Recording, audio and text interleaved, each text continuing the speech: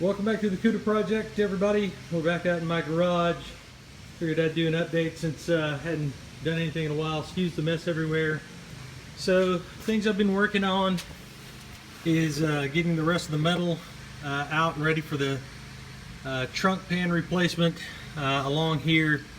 It's a lot of work to get all those things out. As you can see, there's some holes that are going to have to be patched. A couple of ways to do it. You can cut out some new metal and weld it in along there and bend it around, weld it, or you can fill it in. Your choice on the way you want to do that. Same thing on this side.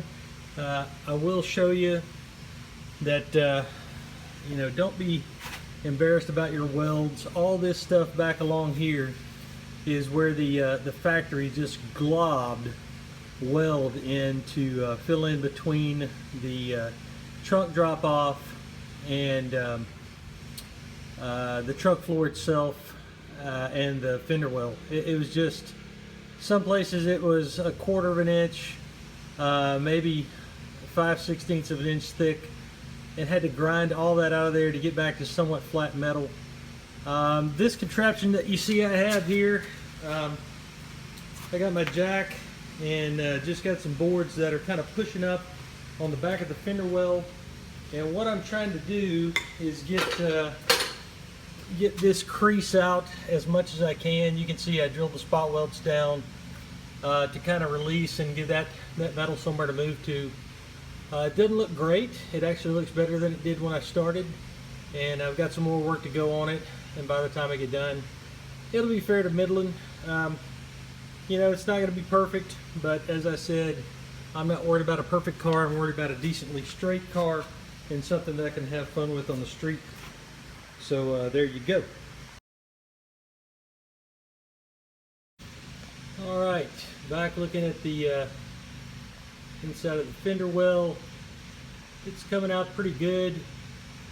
There's a couple of places that are rippled. They're right by the trunk floor, or actually the forward part, I guess where the kick up is on the inside, that part of the floor. I'm going to try to get those out by using these clamps and maybe pushing the little dimpled spots on the inside. Not going to get too much better than this. That is sufficient for my needs, and it's got the fender well back where it needs to be.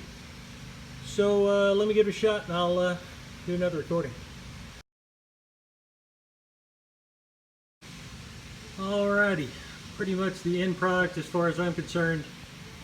Not perfect, as you can see, but the crease is gone. This contraption, putting pressure on the back of the fender there, or the inner fender well, helped ease the metal back into shape. It's not perfectly straight. It's really hard to get to that part that's right above the inner trunk pan there, the kick-up pan. I wish I knew what that was called, but I'm not looking it up because I'm not replacing it. But anyway, it was well worth the effort. After you saw the last video where I had it clamped, I used a punch from the inside and kind of punched those little fingerprint looking dents out a bit. As I said, they're not perfect. The metal is stretched there, but man, that's way good enough for me. And hopefully you at home, unless you're gonna leave your Cuda parked in your garage and lick on it and polish it all day, that'll work for you. See ya!